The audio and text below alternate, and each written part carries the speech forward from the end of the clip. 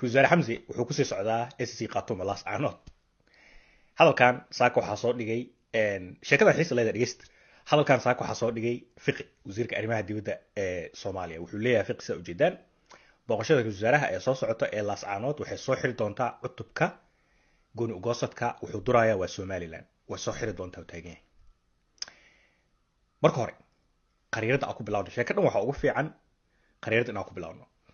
Somaliland waxay sheegataa qariiradaas ay ujeedaan ay Somaliland wada sheegataa fiiriya sheekadan yani dawladda hadda Muqdisho fadhiso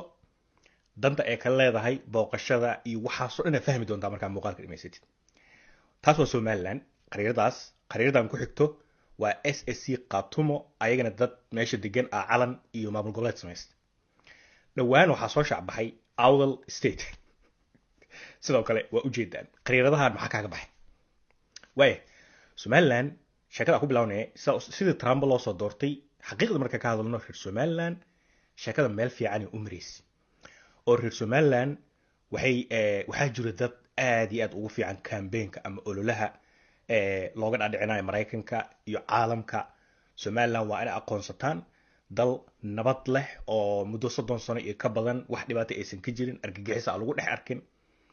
ayaa nahay oo degan oo waliba sheekadii hadda ugu dambeysay isbuuc ka hor soo shacbaxday Mareykanka dawladda Soomaaliya markay tiri berbera meel idin siinana Somaliland ayadana ay tiri maya Somaliland waa dal gooni ah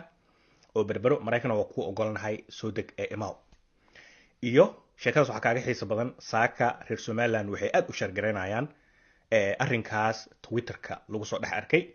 kaaliyaha ama ku-xigaha wasaaradda arrimaha dibadda ee Mareykanka yar reer Somaliland ah ayaa wuxuu u qoray sida ujeedaan uu yiri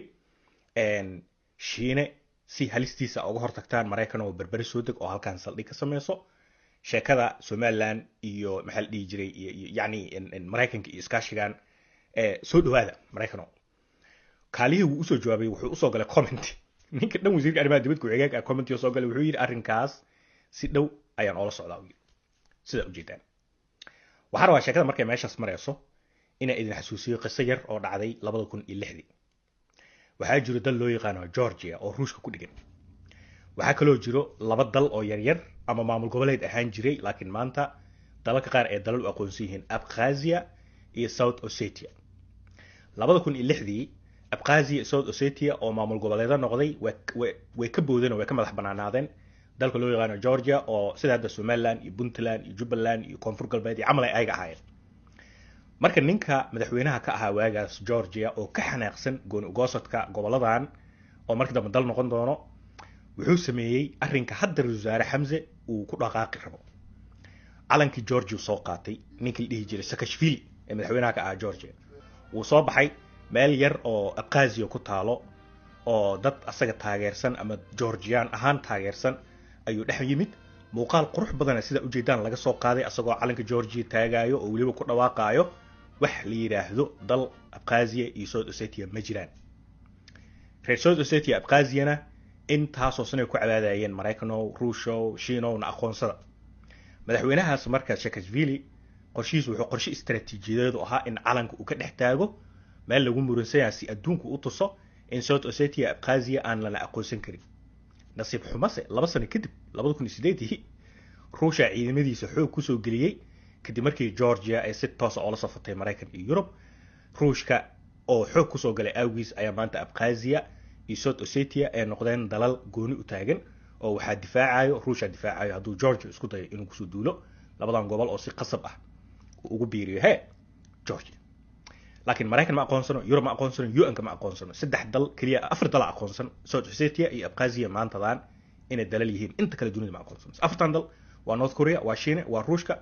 waa Iran Hamze talaabadan uu qaadayo aniga waxa isleeyahay waa talaabo laga soo maanguuriyay Saakashvili oo waa arki doontaan markuu Hamze tago Las Caanood hadalada horta hadalada waxa ka horeeyo muuqaalo qurux badan oo laga soo duubayo calanka Soomaaliya oo babanayo calanka SSC Khartoum oo babanayo ciidamo fara badan dhoolatus ayaa la soo bandhigi doonaa Las Caanood sidoo kale hadaladiisa waxa kamid ahaan doono shacabka meeshaas degan waa shacab nabadeed ma rabaan qalalaasi yani dhigaha Mareykanka wax u fiican isoo kale inuu berbero kulay farta ku muuqdo uu leeyahay waa dhul Soomaaliyeed intaasoo kiiloomitir kaliya noo jirta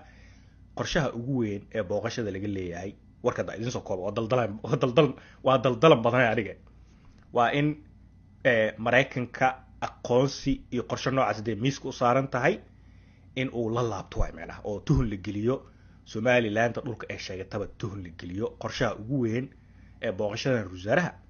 waa midaas iyo berbera hadduu maraykan soo degi rabo inuu wasaaraha tuso aniga meeshaan intaasoo kilomitr keliya ii jirtaa adiga waa diblomaasiyad siyaasad waaye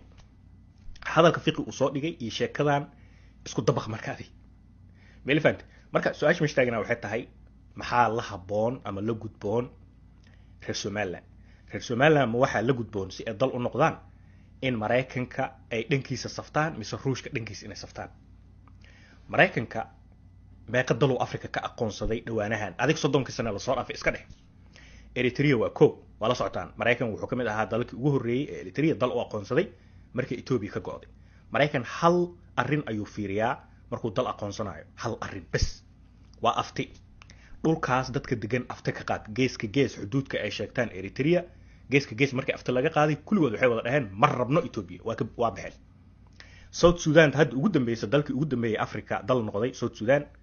ayagana afti ay qaadeen kuwa carabta ah waa ka go'nay dhaheen 98 ay noqotay aftidii in South Sudan ay dal noqoto ma fahant Western Sahara waa sidaas oo kale marka adiga maraykan wuxuu fiiriyaa dadka meesha degan maamulkaas iyo dhulkaas iyo xuduudka la sheeganayo ma ku qanacsan yihiin xamzane sheekada waxa u maleynayaa Soomaalida ku hadda yani dawladda Soomaaliya ku Muqdisho fadhiyo maraykanka fiiriyeen qaabku waxa uu qoonsaday wixii marka waxay isleeyihiin maraykan hadduu islahaa afti ha lagu aqoonsado Somaliland dhulka Somaliland qariirdeeda ku jiro xamze uu dhex tegay hadda aftidii saasa ku burburtay ma fahantaa joogada marka sheekada aad u xiiso badan tahay anaga Soomaaliya nahay rag Soomaaliya waxa aaminsanahay shacabka reer Somaliland shacabka reer Puntland shacabka koonfur kulli inaas jecelnahay ayaa aaminsanahay siyaasiyiinteena kala saaray naceebkan iyo maamul goboleedkan iyo inta ka bood aniga oo afkay ku hadlaayo marba inaan dhalinyaro u hadlo haddii reer Somaliland ay qariirada inta sheeganayaan hadda afti ay ka qaadaan reer Somaliland ee go'aan hadda xaq u leeyihiin runta isku sheegno laakiin haddii aftidii 50% iyo ka yar ee noqoto oo reer Laascaanood iyo reer Awdal iyo boodaan bal arag waa arki doonaa reer koonfurta waxay dhahan aragaana fiiriyaan